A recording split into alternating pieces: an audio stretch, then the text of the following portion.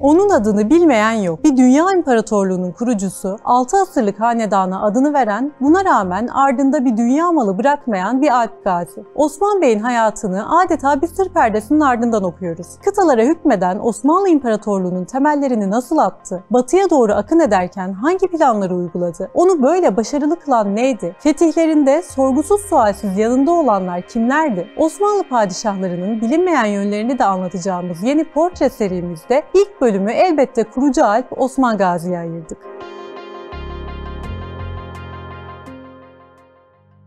Osmanlı'nın erken dönemleri hakkında oldukça az kaynağa sahibiz. Bildiklerimiz daha çok Bizans kroniklerine ya da kuruluş devrinden çok uzun yıllar sonra yazılmış Osmanlı belgelerine dayanıyor. Dolayısıyla Osman Gazi'nin hayatının erken dönemleri ve beyliği kurma sürecine dair Bizanslı tarihçilere ve Aşık Paşazade gibi Osmanlı anlatıcılarına güvenmek zorundayız. Osman Gazi 1258 civarında Bitinya'nın kuzeybatı Anadolu bölgesinde bulunan Söğüt'te doğdu. Babası Selçuklu kumandasındaki bir boyda bey olan Ertuğrul Gazi'ydi. Ertuğrul, boyunun üstün hizmetlerinden dolayı Selçuklu Sultanı tarafından Bitinya'daki otlak arazilerle mükafatlandırıldı. Selçuklu Devleti'nin Bizans'a karşı uç emirlikleri Denizli, Karahisar, Ankara ve Kastamonu merkez olarak 4 serhat emir ulemalığı olarak teşkilatlanmıştı. Moğol baskısı altındayken Selçuklu uçlarında büyük Türkmen kitleleri yığılmış, Bizans topraklarına yapılan akınlar sıklaşmıştı. Bu akınlar sayesinde Bizans toprakları üzerinde ikinci halka uç beylikleri kurulmaya başlandı. 13. yüzyılda bu beyliklerin en güçlüsü Kütahya bölgesini fetheden Germiyanoğullarıydı. Ancak onlar da rehavete kapılmadılar. Germiyan Bey'in Alp gazileri Batı Anadolu'da 3. halka Anadolu beyliklerini kurdu. Böylece Bizans'ın hareket alanı kısıtlanıyor, Türkler her yandan batıya doğru genişliyordu. İşte bu süreçte Sultanhöyük'ü Eskişehir bölgesinde ucun en ileri hattında Söğüt'te Ertuğrul Gazi'ye bağlı bir Türkmen boyu gelip yerleşti. Bu boyun uç bölgesine nasıl gelip yerleştiğine dair Neşri'de ilginç bir kayıt vardı. Şöyle yazıyordu. Ertuğrul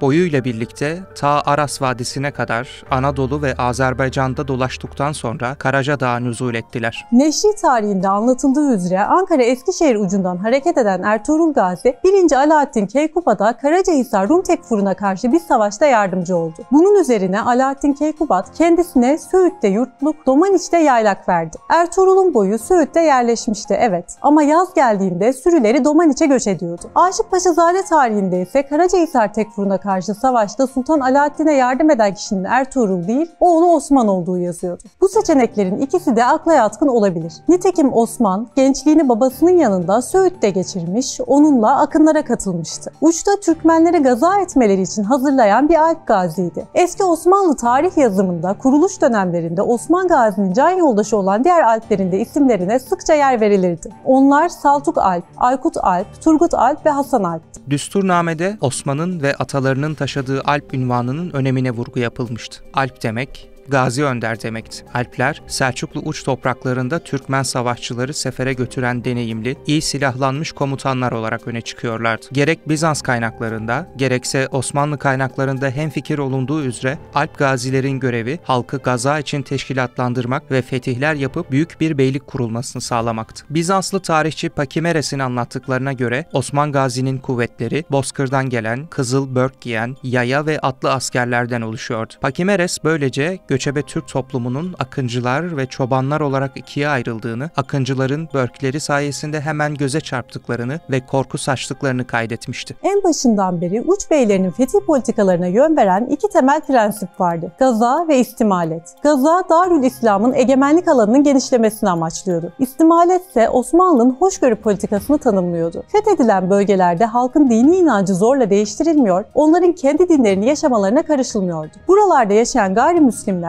İslam şeriatının tespit ettiği kurallar altında zımmi adında bir statüye sahip olurdu. Uygulanan istimalet politikası sayesinde gayrimüslim halkın uç beylerinin idaresini kabullenmesi daha kolay hale geliyordu. Tahrir defterlerinde görüldüğü üzere zorla İslamlaşmış olanları Osmanlı idaresi gerçek Müslüman saymamış, onları Ahriyan adı altında Müslümanlardan farklı bir statüye koymuştu. Osmanlı, uç gazi gayrimüslimlere nasıl davranılacağı konusundaki kuralları din adamlarına mutlaka danışırdı. Şeyh Edebalı ve Tursun Fakih de Osman Gazi'nin danıştığı en önemli isimlerdi. Şeyh Edebalı dönemin meşhur ve saygın sufilerindendi. Aynı zamanda Ertuğrul Gazi'nin de sırdaşlarından olmuştu. Osman Gazi 23 yaşındayken Şeyh Edebalı'nın kızı Malhun Hatun'la evlendi. Böylece dervişler ve sufiler çevresinde kabul görmesi kolaylaştı. Evet, başarılarını kanıtlamış, Şeyh Edebalı'nın damadı olarak öne çıkmıştı çıkmasına ama babası Ertuğrul Gazi'nin vefatından sonra hiçbir sorunla karşılaşmadan boyun başına geçebilmiş miydi? Aslında Osman Gazi'nin bey olarak ilan edilmesi pek de kolay olmadı. Neşri tarihine göre Ertuğrul Gazi'nin ölümü üzerine Söğüt'te şiddetli bir beylik kavgası başladı. Göçebelerin bir kısmı Osman'ı, diğer bir kısmı da amcası Dündar'ı bey olarak ilan etmek istediler. Dündar Bey de tecrübesi ve yaşı gereği boyun başına kendisini geçmesi gerektiğini iddia ediyordu. Bu yüzden Osman'la ilişkileri iyice gerildi. Ancak bir araya gelindiğinde çoğunluk Osman'ı destekledi. Bunun üzerine Dündar da ona biat etti. 1299'a doğru Dündar, Osman'ın ketüdası yani vekili veziriydi. Ancak 1299'da Osman Gazi'nin fetih politikasında değişikliğe gitmesi üzerine aralarındaki iyi ilişki bozuldu. İşte Neşri tarihinde yazanlara göre Osman Gazi ve amcası Dündar'ın arasının bozulma sebebi. 1299'da Osman'ın fetih politikasında kökten bir değişiklik oldu. Başlangıçta Osman'ın güçlü Bilecik Tekfuru ile ilişkileri dostluk şeklindeydi. Çünkü Eskişehir, Bilecik arasındaki haraçgüzar Rumlarla iyi geçinme politikası bölgede tutunmak için gerekli sayılıyordu. Germiyan saldırıları Osman'ı bölge tekfurlarıyla uzlaşma zorunda bırakıyordu. Karacahisar'dan sonra Osman akınlarını bölge dışı Mudurnu, Göynük tekfurlarına karşı yöneltti. Bilecik tekfurlarına baş kaldıran Köprühisar tekfurunu Dündar'la birlikte itaat altına aldılar. 1299'da Osman'la amcası Dündar arasındaki beyliğin bundan sonraki politikası üzerinde bir kavga çıktı. Dündar, Bilecik tekfuruna ve Rum halka karşı eski barış politikasını sürdürelim dedi. Osman bu sözü kendisinin savaş ve egemenlik hakkına bir saldırı olarak kabul etti ve okla Dündar'ı vurup öldürdü. Selçuklu Sultanı'nın haraçgüzarı olan Bilecik tekfuru bölgedeki öteki tekfurlar üzerinde en güçlü olanıydı. Selçuklu İlhanlı egemenliğini tanıyordu. Babasının ölümünden sonraki ilk zamanlarda Osman Gazi Bilecik tekfuruna karşı bir süreliğine hoşgörülü davranıp aradaki barışı korudu. Ancak bu geçici bir siyasetti. Çünkü İnegöl Ovası'nda sürüler tarım topraklarını çiğnediği için İnegöl tekfuru ve Ertuğrul Gazi'nin boyu arasında başından beri düşmanlık vardı. Bu yüzden Osman, Söğüt, Domaniç arasında göç ederken Bilecik tekfurunun himayesinin gerektiğini biliyordu. Aşık Paşazade'de anlatıldığı üzere yine bir göç esnasında İnegöl tekfurunun kuvvetleri Osman'a ve yanındakilere saldırdı. Bugün Süpürdü köyü olarak bilinen yerin yakınlarında bir çatışma yaşandı. Bu çatışmada Osman Gazi'nin yeğeni de şehit oldu. Bunun üzerine Osman Gazi, Şeyh Edebalı'nın duasıyla cihat kılıcını kuşandı ve bölgedeki tüm tekfurlara karşı gazaya başladı. İnegöl Rumlarına karşı bir gece baskını yaptı. Kulacahisar'ı yağmalayıp ateşe verdi. Osman'ın Kulaca'yı yakması üzerine İnegöl bölgesi Rumları telaşlandı ve toplanıp Karacahisar tekfurundan yardım istediler. Tekfur, İnegöl Rumları ile birleşerek Osman Gazi ile savaştı ve kardeşini şehit etti. Böylece Osman'la Karacahisar tekfuru arasında savaş başlamış oldu. Bu düşmanlığın gelişimi Aşık Paşazade'de şöyle anlatılır. Karacahisar tekfuru yagı yani düşman olmuş, sultanın himayesini kaybetmiş. Kulaca akınından 2 yıl sonra yani 1288'de Osman, bölgenin ikinci büyük tekfuru Karacahisar tekfurundan Hisar'ı almış. Beylik merkezi etmiş. Bu fetih sonrası Uç'la Sancak Beyliğine erişmiş. Aşık Paşazade'ye göre bölgedeki Rumlar Osman'ın himayesinden şikayetçi değillerdi. Ama Müslümanlara düşmanca hareket eden ve Osman'ın kardeşini şehit eden Karacahisar tekfuru ahdi bozmuş, düşman durumuna düşmüştü. Bunun üzerine Osman Gazi Karacahisar'da kendi adını hutbe okuttu ve bağımsız bir beylik ilan etti. Halil İnalcık'ın da özellikle belirttiği gibi tüm Türk Moğol hanları bağımsız hanlık ilanı ile birlikte yasa ilan ederlerdi. Aşık Paşazade'de de Osman Gazi'nin bağımsız bir han olarak tarih sahnesine çıkmasıyla birlikte bu gelenekten şöyle söz edilmişti. Bu halk Osman'dan kanun ister oldular. Böylece Osman Gazi beyliğini han sıfatıyla tamamen Türk devlet geleneğine göre teşkilatlandırdı. Alp gazilerine fethettikleri bazı bölgeleri idare etmeleri için verdi. Mesela İnegöl'ü fetheden Turgut Alp'e bu bölge bir yurtluk olarak verildi. O zamanlar bölgenin Turgut ili adıyla anılması boşuna değildi. Saltuk Alp,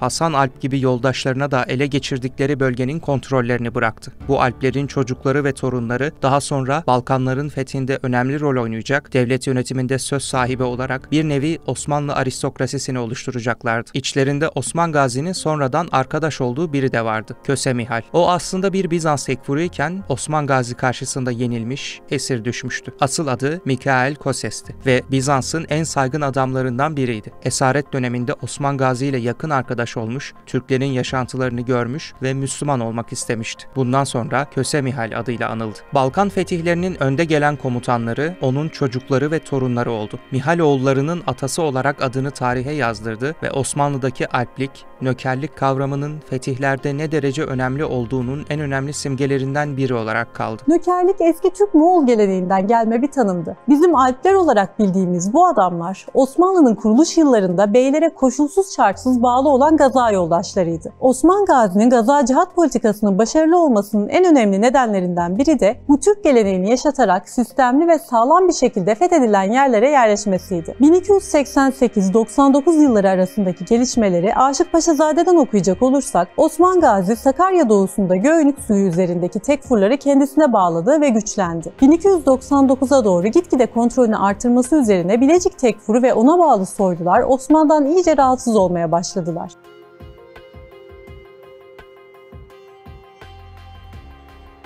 Neşri tarihine göre 1299'a doğru Osman, savaş ucunu Karacahisar-Söğüt bölgesinden Bilecik-Yenişehir bölgesine taşıdı. Uç merkezini İznik'e yakın olan Yenişehir'e getirmesi bundan sonraki hedefini gösteriyordu. Bizans İmparatorluğu'nun bir merkezi ve konsillerin toplantı yeri olan, dolayısıyla Hristiyan dünyasının önemli merkezi İznik'i ele geçirmek üzere harekete geçti. 1299'da Bizans topraklarına karşı akın merkezi olarak tahtgahı Yenişehir'de yerleşti. Bu tarihten sonra Osman'ın tüm faaliyetleri İznik'e yöneldi. 1301'de birkaç akın yaptı ve sonrasında İznik'i kuşattı. Böylece Osmanlı'nın kuruluş savaşı olarak bildiğimiz Bafeus yani Koyunhisar Savaşı meydana geldi. Bizanslı tarihçi Paşimeres bu savaşı ayrıntılarıyla ve tam tarihiyle kaydetmişti. 27 Temmuz 1302'de meydana gelen savaşın detayları Bizans kroniğine göre şöyleydi. Osman İznik bölgesinden ayrıldı. Dağlık araziyi geçitlerden geçip ülkeye girdi. Fakat bundan önce 100 kadar bir öncü Türk kuvveti aniden Koyunhisar Kalesi'ne gece baskını yaptılar. Ganimetle kaçarken Rum askeri peşine düştü. Bir tepeye çıkan Türkler kendilerini oklarıyla savundular. Bu ilk karşılaşmadan cesaretlenen Osman'ın yanındaki asker Menderes bölgesinden gelen başka Türk kuvvetleriyle büyük bir sayıya varmış bulunuyordu. Bu ilk karşılaşmadan cesaretlenen Osman'ın yanındaki asker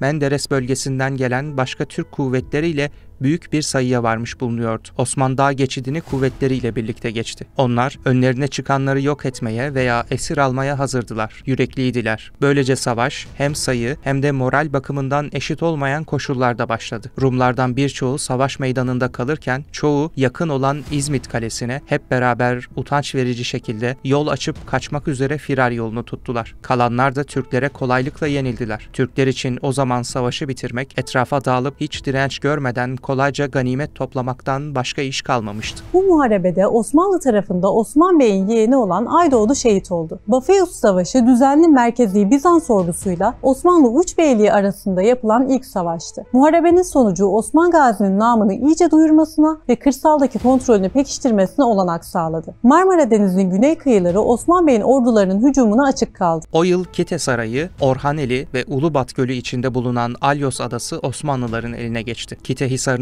Rum komutanı direnişe geçmişti ve kale Osmanlıların eline geçince Aydoğdu'nun öcünü almak için öldürüldü. Osman Bey'in ordusunun Ege Denizi'nden Edremit'e kadar gitme imkanı bulunduğunu Bizans İmparatoru da anlamıştı. Mütakip senelerde küçük yerleşim birimlerini yeni beyliğe çekmeye devam edecekti. Sonunda 1308'de Bitinya'nın başkenti Purusa'yı tamamen izole ederek kuşattı. Müdafiler İstanbul'la olan deniz bağlantıları yoluyla düzenli bir tedarik ve takviye akışı sayesinde dayanıyorlardı. Vaziyet Purusa'yı yani Bursa'yı besleyen son limanın Osmanlı güçleri tarafından ele geçirildiği 1321 yılına kadar 10 yıldan fazla bir süre için çıkmaz bir hal aldı. Ancak Osman Gazi kuşatmanın tamamlandığını göremeyerek 1323 yılında vefat etti. Kendisinden sonra yerine geçen oğlu Orhan Gazi onun hayalini gerçekleştirecek ve Bursa'yı fethedecekti. Osmanlı Devleti'nin kurucusu Osman Gazi'nin naaşı, vasiyeti üzerine oğlu Orhan Gazi'nin Bursa'yı teslim almasının ardından Gümüşlü Kümbet olarak tanınan ve sonradan türbeye çevrilen eski Doğu Roma şapeline defnedildi. Osman Gazi'nin fetih politikası ve 600 yıllık Osmanlı Hanedanı nasıl kurduğundan bahsettik. Peki ya nasıl bir kişiliği vardı? Erken dönem Bizans ve Osmanlı kronikleri onun orta boylu, esmer tenli, yuvarlak çehreli, Yağız ve atik bir Alp gazi olduğunu kaydetmişti. Kara kaşlı ve kara gözlü olduğu, bu yüzden kendisine Kara Osman lakabının takıldığı da yine kroniklerde geçiyordu. Aynı zamanda iyi ata bindiği ve Alpler arasındaki en iyi silahşörlerden olduğu da vurgulanıyordu. Tarihi Saf Tuhfetül Ahbab adlı eserde Osman Gazi'nin alçak gönüllülüğü, vefakarlığı, devlet işlerinde azimli ve kararlı duruşu anlatılıyordu. Bu eserde vurgulandığı üzere kendisi şahsi hayatında son derece mütevazı ve yumuşak huyluydu. Kaynaklarda kendisi hakkında kaydedilmiş şu notlar da dikkat çekiciydi. Kerem ve ata sahibiydi. Fukarayı güldürür, yetimleri giydirirdi. Cömertliğinden öldüğünde ne altın ne gümüş kaldı. Bir iki at, birkaç kılıç ve zırh kalmıştı. Yönetimi altındakileri adalet ve insana mamur etti. Osman Bey yalnızca Müslüman Türklerin değil, himayesi altındaki gayrimüslimlerin de haklarını gözetirdi. Eskişehir Hamam yöresinde pazar kurdurtmuştu. Çevredeki gayrimüslimler de alışveriş yapmak üzere gelirlerdi. Günün birinde Bilecik'ten gelen gayrimüslimlerin testilerine el koyan Germiyanlılar bedelini ödememişler, gayrimüslimler de maruz kaldıkları haksızlığı Osman Gazi'ye iletmişlerdi. Osman Gazi derhal harekete geçti. Germiyanlıyı yakalatıp huzuruna getirtti, sorguya çekti, cezalandırdı. Gayrimüslim pazarcının hakkını verdi. Aşık Paşazade de onun bu tutumuyla ilgili şöyle yazıyordu. Bilecik kafirleri gayet itimat etmişlerdi. Bu Türk bizimle doğruluk eder derlerdi. Askeri dehası ve stratejileri de su götürmez bir gerçekti. Tarihçiler onun Bafeus zaferinden önce müthiş bir istihbarat faaliyeti içinde olduğunu vurguluyor. Buna göre Osman Gazi her şeyden saati saatine haberdardı. Bizans tarafı İstanbul'dan çıktıktan sonra onların attığı her adımı biliyordu. Bizans birlikleri çok güçlüydü. Devletin düzenli ordusuydu. Onlara karşı nasıl başarılı olacağını inceden inceye düşünüyor, planlar yapıyordu. Osman Gazi aynı zamanda beyliğini, ailesi ve dostlarına önemli görevler vererek yönetiyordu. Karacahisar subaşılığını kardeşi Gündüz'e vermişti. Önemli siyasi kararları amcası Dündar'la danışıyordu. 1303'te Bursa Hisarı'nı abluka için yaptırdığı havale kulelerinden birini kardeşi oğlu Aktimur'a verdi. Oğlu Orhan'ı kendi sağlığında deneyimli kumandanlar Akçak Hoca, Konur Alp, Köse Mihal'le seferlere gönderiyor, onun beyliğini hazırlıyordu.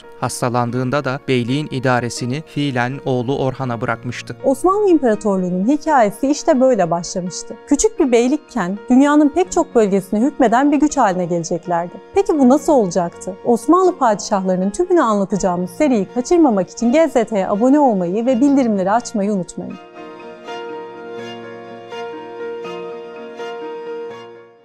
Müdafiler İstanbul'la olan deniz bağlantıları yoluyla düzenli bir tedarik ve takviye akışı sayesinde dayanıyorlardı. Vaziyet Prusa'yı yani Bursa'yı besleyen son limanın Osmanlı güçleri tarafından ele geçirildiği 1321 yılına kadar 10 yıldan fazla bir süre için çıkmaz bir hal aldı.